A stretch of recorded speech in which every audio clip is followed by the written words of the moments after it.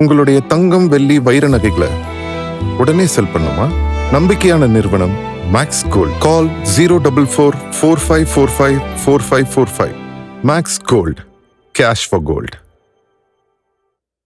செந்தில் பாலாஜி அவருடைய தம்பி அசோக் குமார் இன்று காலை 10:30 மணிக்கு சென்னை திருவல்லிக்கேணி காவல் நிலையத்தில் ஆஜராக வேண்டும் அப்படின்னு சொல்லியிருந்தாங்க. ஆஜர் ஆகலை. அது பார்க்கறதுக்கு முன்னாடி ஜனநாயகன் படத்தினுடைய இந்த மியூட்டு கட்டு சென்சார் லிஸ்ட்டு ஒன்று கொடுத்துருக்காங்க. எத்தனை பேர் பார்த்துருக்கீங்கன்னு தெரியல. எதெல்லாம் நாங்கள் கட் பண்ண சொல்லியிருக்கோம், எதெல்லாம் மியூட் பண்ண சொல்லியிருக்கிறோம்னு ஒரு லிஸ்ட்டு ஒன்று வெளியிடுவாங்க அவங்க இணையதளத்தில். அதுக்கான வேலையெல்லாம் நடந்திருக்கு. மியூட்டு கட்டு எல்லாம் நடந்துக்கிட்டு இருக்கு. 23ஆம் தேதி ஆல்மோஸ்ட் படம் ரிலீஸ். தெரிக்க விட்றோம்.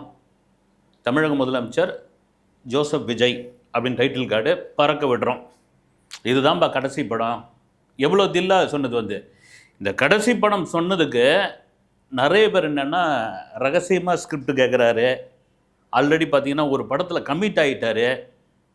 இவர் நெல்சன் டைரக்ஷனில் நடிக்க போகிறாரு. யார்? விஜய். அப்புறமா தீபாவளியிலேருந்து இன்னொரு புது படம் ஸ்டார்ட் ஆகுது. இப்படியா அப்படி அடித்தவங்களாம் இப்போ அப்படி வேறு மாதிரி பேசிக்கிட்டு இருக்காங்க. சரி, இப்போ ஜனநாயகன் குழு வரும் கிட்டத்தட்ட 23ஆம் தேதி அப்படின்னு.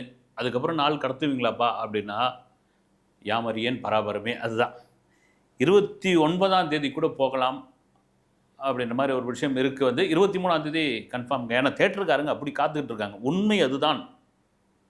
கடந்த ஜனவரியிலிருந்து ஜூலை வந்தாச்சு. 7 மாதம் தேட்டர்லாம் பார்த்தீங்கன்னா ஒரு அதிரிபுதிரியான ஒரு படத்திற்காக அவங்க காத்துக்கிட்டு இருக்காங்க. அப்படி ஒரு அதிரிபுதிரியான படமாக ஜனநாயகம் இருக்கும் என்பதில் எந்தவித சந்தேகமும் இல்லை. இதுதான் உண்மை. சரி, அந்த சென்சார் சொல்ல வந்தேன் இல்லைங்களா, அதில் நான் பார்த்தப்போ ஒரு பழைய பாடல் யூஸ் பண்ணியிருக்காங்க அப்படின்னு. நீங்கள் எத்தனை பேர் பார்த்துருப்பீங்கன்னு தெரியல. அந்த பழைய பாடல் பேர் குறிப்பிடல. அது என்னென்னா, நான் ஆணையிட்டால் அது நடந்து விட்டால், புரட்சித் தலைவர் எம்ஜிஆர். அது நீங்கள் அந்த ட்ரெய்லர்லேயே பார்த்துருப்பீங்க. அந்த ட்ரெய்லருடைய ஃபினிஷிங்கில் விஜய் சும்மா சாட்டை எடுத்து ஒவ்வொரு வெளுன்னு வெளுப்பார். இப்போ அந்த பாடல் அதை பயன்படுத்தலாமா அல்லது அந்த பாடலை நீக்க சொல்லியிருக்காங்களா? நீக்க சொல்லியிருக்காங்க. இப்போ என்ன, அந்த பாடல் நீக்கிட்டா நிஜத்தில் அதுதான் நடக்குது. நான் ஆணையிட்டால் அது நடந்து விட்டால் அப்படி தான் ஆணையிட்டுக்கிட்டு இருக்காரு. அதில் எந்த மாற்று கருத்தும் கிடையாது. நீங்கள் மக்கள் செல்வாக்கு வந்த பிறகு எந்த ஒரு மனிதனையும் நீங்கள் என்ன தான் இமேஜ் டேமேஜ் பண்ணாலும் அல்லது விமர்சனத்தை தூக்கி வாரி இறைச்சாலும் அந்த கீழே இறக்க முடியாதுங்க. சரி, இப்போ இங்கே வருவோம் நம்ம. செந்தில் பாலாஜி இந்த நான் ஆணையிட்டால் அது நடந்து விட்டால் இப்போ செந்தில் பாலாஜி அவருடைய தம்பி ஆஜராகணும். 180 கோடி வரைக்கும் பேரம் நடந்திருக்குது. தாவேக அரசை கவிழ்ப்பதற்காக 180 கோடி வரைக்கும். கிட்டத்தட்ட நிறைய தாவேக எம்எல்ஏக்களிடம் அவங்க பேசியிருக்காங்க. அது ஒரே ஒரு காரணம் என்னென்னா, இவங்களாம் ரொம்ப எளியவர்கள், ஒரு சாதாரண வீட்டிலேருந்து வந்தவங்க, ஆட்டோ ஓட்டுறவங்க, ஒரு தினக்கூலிகள், ஒரு விளிம்பு நிலை மக்கள். இவங்கக்கிட்ட காசை அடித்தோம்னா, கோடிகளில் காசை அடித்தோம்னா இவங்க விலைக்கு வாங்கிடலாம் அப்படின்னு அவங்க தப்பு கணக்கு போட்டாங்க. அந்த தப்பு கணக்கோட விளைவு தான் ஊத்தங்கரையை சேர்ந்த எம்எல்ஏ இளையராஜா புகார் கொடுத்துட்டார். அந்த புகாரினுடைய அடிப்படையில் கிட்டத்தட்ட அவர்கிட்ட ஒரு 37லேருந்து 42 கோடி வரைக்கும் பேரம் பேசியிருக்காங்க. நேரடியாக அவங்க பேசாமல் செந்தில் பாலாஜியினுடைய ஆட்களை வைத்து பேசியிருக்காங்க. அவர் என்னென்னா, நம்பிக்கையில்லா தீர்மானம் சபாநாயகர் மூலம் கொண்டு வரலாம், நீங்கள் அப்படியே இந்த பக்கம் நில்லுங்க, ஆட்சியை கவுத்து விட்டுடலாம், அதுக்கப்புறம் நம்ம ஆட்சி தான் பார்த்துடலாம், உங்களுக்கு என்ன பெரிய போஸ்டிங் வேணுமோ உங்களை லெவலில் வேறு லெவலில் கொண்டு வந்துடும், பணத்துக்கு பணம், அடுத்து நம்ம ஆட்சி, பதவிக்கு பதவி, வேறு என்ன வேணும், இதாங்க அரசியல் அப்படின்னு. நாங்கள் என்றைக்குமே நேர்மைக்கு நேர்மை பக்கம் தான் நிற்போம். ஏன்னா இது எங்களுக்கு சிஎம் விஜய் போட்ட பிச்சை, மக்கள் அளித்த ஒரு நம்பிக்கை.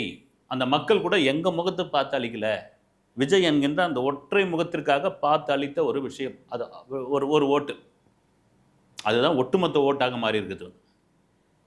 இதுதான் என்ன ஆகிப்போச்சு, இந்த பேரம் பேசி கவுக்கலாம் அப்படின்ற ஒரு விஷயம் பெரிய அதிர்ச்சி ஆகிடுச்சு. ஏன்னா நீங்கள் இல்லை, இதை தாவேக்கா வேணும்னு செட் பண்ணுறாங்க, ஆட்களை வச்சு இறக்கிது மாதிரி பண்ணுறாங்க, இவங்களா செட் பண்ணி பணத்தை கொடுத்து போய் இது பண்ணுறாங்க அப்படின்னு சொல்லவே முடியாது. எல்லாத்துக்கும் ஆதாரம் வச்சுருக்காங்க.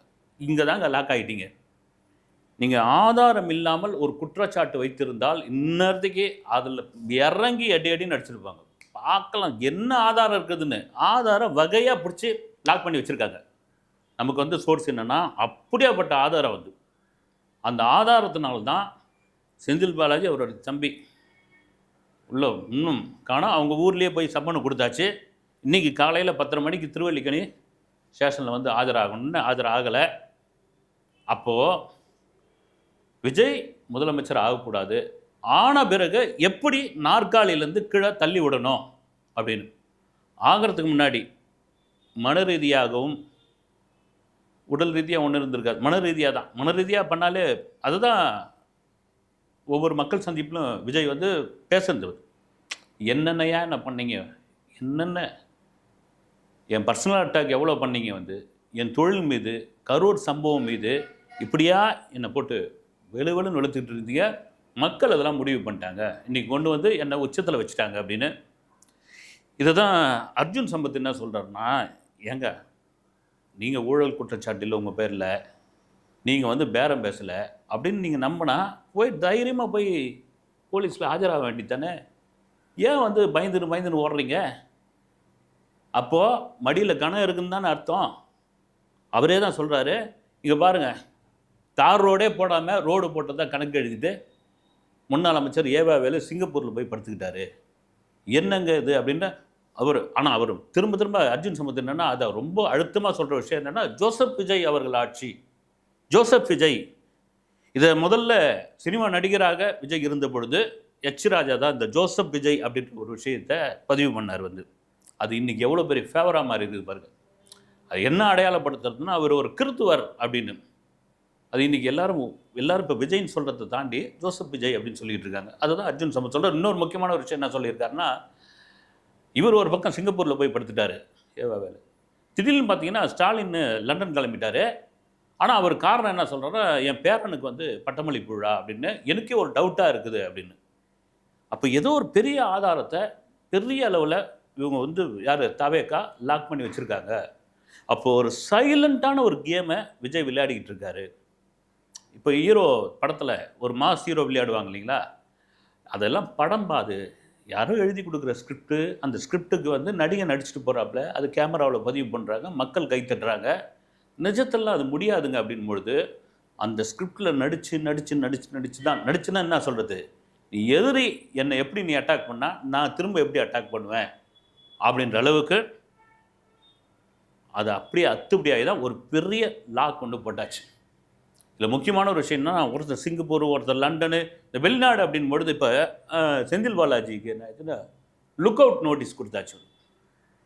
நீங்கள் எந்த இந்தியாவில் உள்ள எந்த ஏர்போர்ட்டில் இருந்தால் நீங்கள் வந்து வெளிநாட்டுக்கு தப்பி போக முடியாது. அப்போ லுக் அவுட் நோட்டீஸ் கொடுக்க போகிறாங்கிறதுக்காக இவங்க வெளிநாடு போயிட்டாங்களா அப்படின்னு கீழே 2-3 பேர் கமெண்ட்ஸ்லாம் எழுதியிருக்காங்க. வந்து யாமரியன் பராபரமே, அதுதான் மிக முக்கியமான ஒரு விஷயம். இது ஒரு பக்கம் இருக்கும் பொழுது கரூர் பயணம் 10ஆம் தேதி சிஎம் விஜய் போகிறாரு. இவங்க பாருங்கள், காலம் மாறும்போது காட்சிகள் மாறுன்னுவாங்க. இதே கரூர் சம்பவத்துக்கு இதே கரூர் வந்த பொழுது கரூரை சேர்ந்த சிற்றரசர்கள், பெருமரசர்கள், குறுநில மன்னர்கள், அரசியலில் சொல்கிற எத்தனை பேர் பொங்கி எழுந்தாங்க தெரியுங்களா? எத்தனை பேர் வந்து இப்போ கரூரை சேர்ந்த குறுநில மன்னர் தான் செந்தில் பாலாஜி. இன்னொரு வலிமையான ஒருத்தர் தான் எம்ஆர் விஜயபாஸ்கர். அவர் இங்கே வந்துட்டார். இன்றைக்கி பார்த்தீங்கன்னா அவர் போய் இடத்தை தேர்வு பண்ணுறார். சிஎம் விஜய் 10ஆம் தேதி வந்து மக்கள் சந்திப்பு, அதுக்கப்புறம் வந்து நலத்திட்ட உதவிகள், அதன் பிறகு அந்த 41 குடும்பங்களை வந்து சந்திக்கிறார். குறிப்பாக மக்கள் சந்திப்பு அது எந்தெந்த பகுதியில் வைக்கலாம், எந்த பகுதியில், இப்போ போய் யார்கிட்ட பர்மிஷன் கேட்க முடியாதுல்ல. நீங்கள் அப்படியே ரீவைண்ட் பண்ணி பாருங்கள்.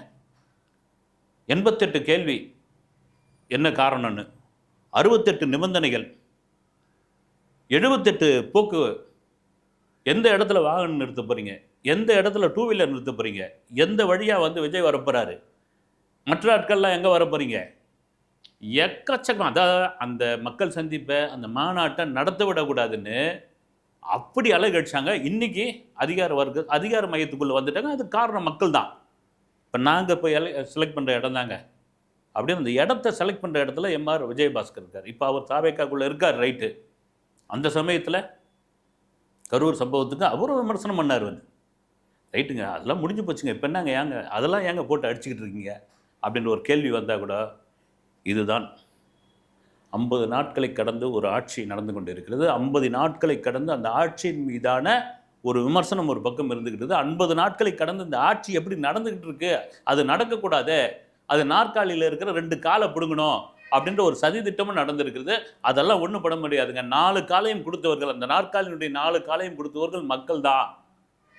அதனால் ஒன்றுமே பண்ண முடியாது அப்படின்ற வேலை. இந்த 50 நாட்களில் இது வெறும் தமிழ்நாட்டு செய்தியாக மட்டும் இல்லாமல் தேசிய ஊடகங்களுடைய செய்தியாக இன்றும் தொடர்ந்து கொண்டு இருக்கிறது. அப்படின்னா அதற்கு ஒரே ஒரு காரணம் என்னன்னா, நடிகர் நாளாட முடியுமா அப்படின் பொழுது ஒரு இளம் நடிகர், ஒரு உச்சபட்சமான திரைத்துறையில் இருக்கக்கூடிய ஒரு நடிகர், ஹையஸ்ட் பேமெண்ட் வாங்கக்கூடிய அந்த நடிகர் ஒரு நொடியில் இது வேணாயான்னு ஒதுரிட்டு வரும்பொழுது எல்லாருமே இந்தியா முழுக்குமே வந்து என்னப்பா இந்த நபருக்கு வந்து என்ன ஏதாவது பைத்தியம் இது முடிச்சிடுச்சா, இல்லை அது மாதிரிலாம் நான் இதாக சொல்லலை வந்து, இல்லை இது வந்து இவருக்கு என்ன ஆகிப்போச்சு, இவருக்கு இல்லை ஓவர் கான்ஃபிடென்ட்டா, இல்லை இது வந்து இவர் 240 கோடியை விட்டுட்டு 24,000 கோடி சம்பாதிக்கிறதுக்காக ஆசைப்படுறாரா. அது கூட சட்டசபையில் சொல்லிட்டார், தொடமாட்டோம், தொடவும் விட மாட்டோம், தொட்டவுடைய விட மாட்டோம்னு.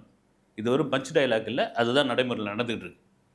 அப்படி ஒட்டுமொத்த ஊடகங்களுடைய கவனத்திற்கு இன்று சிஎம் விஜய் வந்துள்ளார் என்பது மக்கள் அளித்த ஒரு வாக்கு. அதை நான் முறையாக, ரொம்ப நேர்த்தியாக, மிக சரியாக அந்த ஆட்சியை கொண்டு செல்வது சொல்லி அவர் ரொம்ப உறுதியாக இருக்கிறார். அடுத்த வீடியோவில் சந்திப்போம். நன்றி.